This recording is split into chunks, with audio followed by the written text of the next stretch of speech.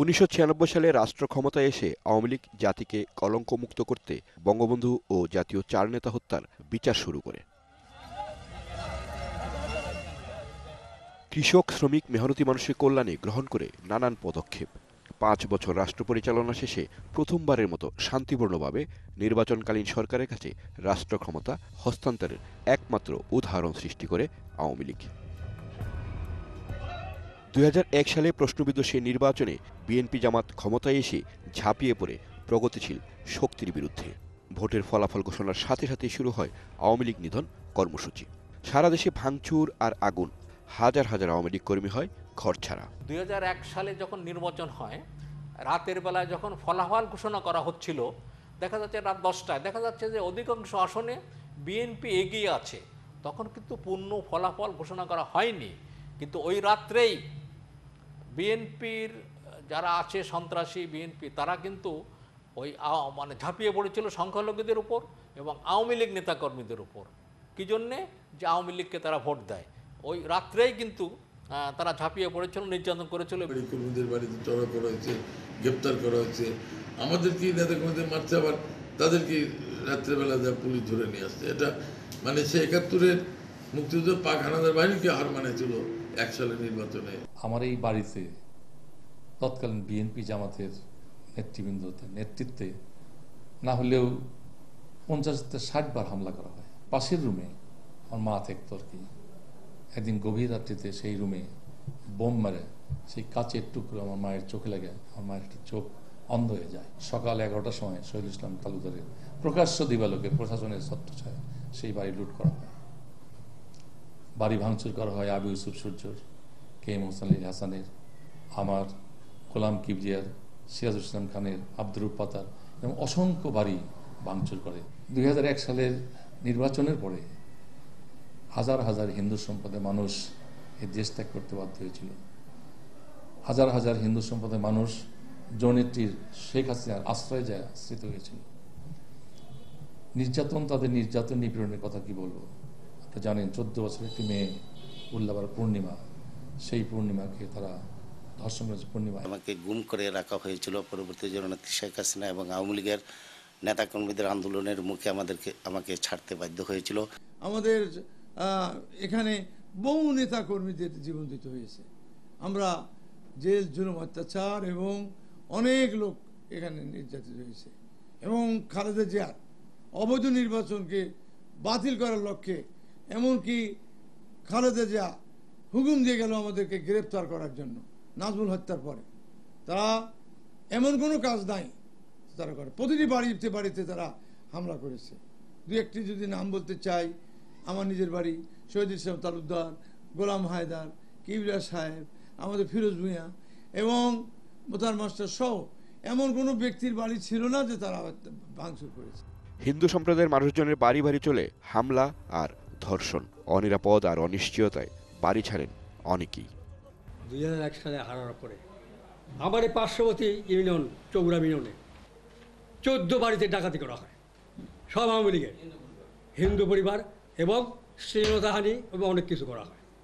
তারপর ওখান থেকে আসে আমার চৌগ্রামে ওই রাত্রিতেই এক বাড়িতে ডাকাতি করে, শ্লীলতাহানি করে, অনেক কিছু করে।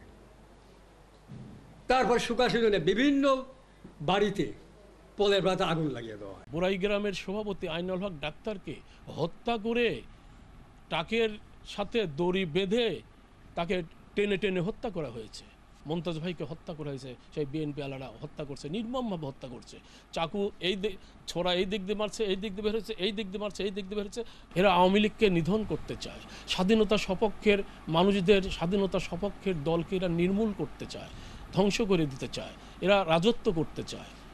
এই জন্যই এরা এত মারমুখী। বিএনপির নেতাকর্মীরা আমাকে এবং আমার সঙ্গে একজন ছিল মোটরসাইকেলে, তাদেরকে নামিয়ে আমাদেরকে চাকু ছুরি দিয়ে আঘাত করে পানির মধ্যে ফেলে দিয়ে আমাকে নির্মমভাবে হত্যা করার চেষ্টা করে। সৌভাগ্যবশত সেদিন আমি বেঁচে গিয়েছিলাম। অনেকটা যেন মহান মুক্তিযুদ্ধের সময় এবং বঙ্গবন্ধু হত্যার পরবর্তী সময়ের পুনরাবৃত্তি। সে সময়টা ছিল আওয়ামী লীগ নির্মূলে আরেক মহাপরিকল্পনা। ভুক্তভোগীরা জানান, বিএনপি জামায়াতের সেই শাসনামলে 25,000-এরও বেশি আওয়ামী লীগের নেতাকর্মীকে হত্যা করা হয়। অপারেশন ক্লিন হার্টের নামে গ্রামে গঞ্জে চলে নির্যাতন। সেই অপারেশন ক্লিন হার্টে বাংলাদেশে হাজার হাজার আওয়ামী লীগের নেতাকর্মীকে হত্যা করা হয়েছে। তাদের টর্চার সেলে নিয়ে যে অমানবিক টর্চার করা হয়েছে, তারা অনেকে যারা বেঁচে আছে এখনও, তারা এখনও পঙ্গু অবস্থায় আছে।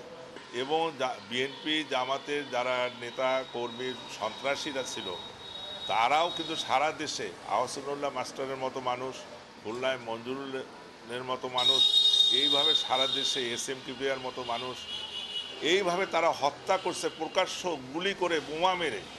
এই নির্যাতনের কি বলবো, 25,000 মানুষকে কিন্তু 2001 থেকে 6 সালে বাংলাদেশ আওয়ামী লীগের নেতাকর্মীদের শুধু হত্যা করা হয়েছে।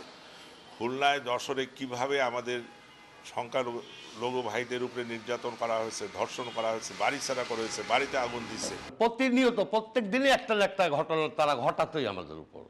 হ্যাঁ, কোনো সময় পার্টি অফিসে আক্রমণ, আগুন জ্বালিয়ে দিত, ভাঙচুর করতো, সাথে পুলিশ থাকতো। অবশ্য আমাদের তো কোনো রাজনৈতিক কর্মকাণ্ড তো আমরা করতে পারিনি। আমরা যখন রাজনৈতিক কর্মকাণ্ড করতে গেছি তখন আমাদের বাধা সৃষ্টি করা হয়েছে। আমরা যখন একটা মাইকিংটা মিটিং করতে গেছি, আমরা একটা বক্তব্য দিতে গেছি, আমাদের মাইকে তার ছিঁড়া দেওয়া হয়েছে, আমাদেরকে ওখানে আমাদের যে রিক্সা যে মাইকিং ছিল সেই রিক্সা ভেঙে দেওয়া হয়েছে, আমাদের মাইক ভেঙে দেওয়া হয়েছে, আমাদেরকে মারপিট করা হয়েছে, নির্যাতন করা হয়েছে। প্রগতিশীল শক্তিকে নিশ্চিহ্ন করতে রাষ্ট্রযন্ত্রের প্রত্যক্ষ মদদে নামানো হয় জঙ্গি বাহিনী, জেএমবি, জেএমজেবি সহ আফগান ফেরত প্রশিক্ষিত যোদ্ধাদের। বাংলা ভাইয়ের জন্ম এটা বিএনপির দ্বারাতেই, এবং জামাত এটাকে লালন পালন করে এই বাংলা ভাইয়ের সৃষ্টি হয়। এবং এখানে মাসুদ নামে একজন এসপি ছিল, এবং সেই এসপি পুরোপুরি এটা নেতৃত্ব দিত। উল্টা করা গাছের সাথে টাঙ্গিয়ে পিটিয়ে নৃশংসভাবে হত্যা করেছে, জখম করেছে আওয়ামী লীগের লোকজন, ঘর ছাড়া, বাড়ি ছাড়া। আমাকে তখন বাংলা ভাই মিথ্যা আমাদের শাস্তি দিয়েছিল, মৃত্যুদণ্ড ঘোষণা করেছিল, আমাদের উপর যে অত্যাচার করেছে, নির্যাতন করেছে।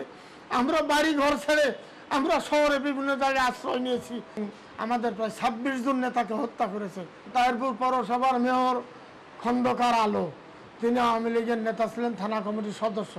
তাকে সন্ধ্যা 6টার সময় নৃশংসভাবে হত্যা করা হয়েছে। তারপরে জাহাঙ্গীর আলম, গোয়ালকান্দি ইউনিয়নের চেয়ারম্যান, তাকে সন্ধ্যার সময় হত্যা করা হয়েছে। তারপরে বীর মুক্তিযোদ্ধা দুলু সরকার, তাকে হত্যা করা হয়েছে। এইভাবে অনেক নেতাকর্মী, আওয়ামী লীগ নেতা রানীনগরের খেজুর আলীকে পিটিয়ে একবারে গাছের সাথে উল্টা করে টাঙিয়ে রাখা হয়েছে। এইভাবে নৃশংসভাবে হত্যা করা হয়েছে শুধু আওয়ামী লীগ করার কারণে। আওয়ামী লীগের নেতাকর্মীরা বুঝলাম যে বাংলা ভাই আওয়ামী লীগকে নিধন করার জন্যই সৃষ্টি হয়েছে। তখন আমরা আওয়ামী লীগ, ছাত্রলীগ এবং আওয়ামী লীগের নেতাকর্মীরা একত্রিত হয়ে তার প্রতিবাদ করে পাগমারা থেকেই প্রথমে তার আন্দোলন শুরু হয়। আমাকে তখন বাংলা ভাইয়ের বাহিনী বগুড়ায় 2004 সালে 29শে নভেম্বরে আমাকে বাংলা বাহিনীরা মারপিট করে হাত ফ্র্যাকচার করে দিয়েছিল, মাথায় আঘাত করেছিল।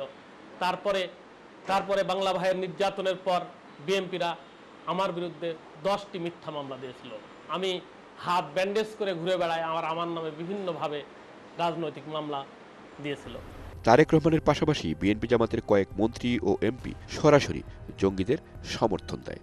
প্রিয় মদতে তাকে দিয়ে সেই এলাকায় তথাকথিত সর্বহারাদের নিধন বা দমনের নামে তারা যেভাবে আওয়ামী লীগের নেতাকর্মীদেরকে, প্রগতিশীল মানুষদেরকে গাছে ঝুলিয়ে হত্যা করা, পিটিয়ে নৃশংসভাবে আহত করা এবং মেয়েদেরকে ঘরের মধ্যে ঢুকিয়ে দেয়া, রাজশাহী শহরে অস্ত্র হাতে প্রকাশ্যে তাণ্ডব করে ডিসি অফিস ঘেরাও করতে আসা, এসবই আমরা দেখছি 2001 থেকে 2006 পর্যন্ত ঘটেছে। এবং মানুষকে সে সময় একটা আতঙ্কের মধ্যে থাকতে হতো, আওয়ামী লীগ যারা করে বা প্রগতিশীল রাজনীতি যারা করতো, যে কারণ প্রশাসন সম্পূর্ণভাবেই তাদের সঙ্গে জামাত বিএনপির নির্দেশ বাস্তবায়ন করত। সেই সময় এই সমস্ত অপকর্মের সঙ্গে বিএনপির মন্ত্রী, এই এলাকা থেকে যারা সংসদ সদস্য হয়ে মন্ত্রী হয়েছেন, ব্যারিস্টার আমিনুল হক বা নাটোরের রুহুল কুদ্দুস তালুকদার দুলু, অথবা রাজশাহীর মিজানুর রহমান মিনু, অথবা নাদিম মোস্তফা, এদের নাম তো পত্রিকায় রেগুলার অহরহ আসতো। তারা সন্ত্রাসীদের কীভাবে পৃষ্ঠপোষকতা করতেন। আমার এক কলিগের ভাই মানবেন্দ্র নারায়ণ ভট্ট, তার ছোট ভাই বিপ্লব ভট্ট, ওর পুকুরের মাছ মারা নিষেধ করছিল মনে হয়। এই মাছ মারা নিষেধ করার জন্য পরের দিনে পুকুরের বিষ বাইরে যে মাছগুলো তুলে নেয় এবং তার পরের দিনে তাকে মেরে ফেলে। ওই গাছের সঙ্গে টাঙায় মারছে ওরা, ওদের যে নৃশংস মার, একজনকে মারা আর 1000 জনকে দেখানোর জন্য। এমনও মার দেখা গেছে আমাদের নন্দীগ্রামের একজনকে আমরা দেখছি শুনছি যে তারা হলো মানুষের সঙ্গে ঝুলে গায়ের চামড়া খুলে দিচ্ছে। প্রকাশ্যে ব্রাশ ফায়ারে খুন করা হয় আওয়ামী লীগের জনপ্রিয় নেতা আহসান আল্লাহ মাস্টার এমপিকে। দিনে দুপুরে সমাবেশে গ্রেনেড মেরে খুন করা হয় সাবেক অর্থমন্ত্রী শাহ এএমএস কিবরিয়াকেও। খালেদা, নিজামী, জামাত, স্বাধীনতা বিরোধী চক্র একসাথে তারা ক্ষমতায়, রাষ্ট্রীয় ক্ষমতায় এসে আমাদের সিলেটে হযরত শাহজালালের মাজারে গ্রেনেড হামলা হয়েছে। ব্রিটিশ রাষ্ট্রদূতের উপর মাজারে, শাহজালালের মাজারে গ্রেনেড হামলা হয়েছে। আমাদের উপর 7ই অগাস্ট আমাদের উপর গ্রেনেড হামলা হয়েছে। আমরা মহানগর আওয়ামী লীগের উপর আমি নিজে সহ আমরা সকলেই সেই গ্রেনেড হামলায় আমরা আক্রান্ত হয়েছি। কিবরিয়া সাহেবের উপর গ্রেনেড হামলা হয়েছে, সুরঞ্জিত বাবুর উপর গ্রেনেড হামলা হয়েছে, বুদ্ধিজীবীদেরকে হত্যা করা হচ্ছে, মুক্তিযোদ্ধাদেরকে হত্যা করা হয়েছে, পুলিশের উপর গ্রেনেড হামলা, বা বিচারকদের উপর গ্রেনেড হামলা, আইনজীবীদের উপর গ্রেনেড হামলা। এইভাবে সারা বাংলাদেশে একটা তাসের রাজত্ব, জঙ্গি রাষ্ট্রে পরিণত করার যে পায়তারা শুরু করেছিল এবং তারেক জিয়ার নীল নকশা অনুযায়ী তারেক জিয়া হাওয়া ভবনে বসে সেই সকল হত্যাকাণ্ডের নায়ক সে ছিল। সরকারি সহায়তায় বেপরোয়া জঙ্গিরা 2005 সালের 17 আগস্ট একযোগে দেশের 63 জেলায় চালায় বোমা হামলা। আওয়ামী লীগ কার্যালয়, সাংস্কৃতিক সমাবেশ থেকে মসজিদ, গির্জা বাদ যায়নি বিচারালয়ও। সব জায়গায় একের পর এক চলে জঙ্গিদের হামলা, আর সরকার বলে চলে দেশে কোনো জঙ্গি নেই। আওয়ামী লীগকে নেতৃত্ব শূন্য করতে বিএনপির রাজনৈতিক কার্যালয়ে হাওয়া ভবনে বসে বৈঠকের পর বৈঠক। পরিকল্পনা হয় শেখ হাসিনা সহ আওয়ামী লীগের শীর্ষ নেতাদের একযোগে হত্যা করা হবে। বেছে নেওয়া হয় আওয়ামী লীগের সন্ত্রাস বিরোধী সমাবেশের দিন 21শে আগস্টকে। প্রকাশ্যে জনসভায় শেখ হাসিনাকে হত্যা করতে জঙ্গিদের দিয়ে করানো হয় গ্রেনেড হামলা। মুছে ফেলা হয় সব আলামত। মামলার তদন্ত ভিন্ন খাতে নিতে সাজানো হয় জজ মিয়া কাণ্ড। শেখ হাসিনা অল্পের জন্য বেঁচে গেলেও গ্রেনেডে প্রাণ হারায় দলের 24 নেতাকর্মী। অনেকেই হয়ে যান চিরতরে পঙ্গু। ক্ষমতা ধরে রাখতে বিএনপি জামাত পছন্দের লোককে তত্ত্বাবধায়ক সরকারের প্রধান বানাতে সংবিধানেও করে কাটাছেঁড়া। দেশ জুড়ে শুরু হয় আওয়ামী লীগের প্রতিবাদ। 2007 সালে জারি হয় জরুরি অবস্থা। সেনা সমর্থিত সেই সরকারের আবারও টার্গেটে পরিণত হন বঙ্গবন্ধু কন্যা। দলের প্রধান সহ শীর্ষ নেতাদের জেলে পাঠানো হয়, হতে থাকে মামলার পর মামলা।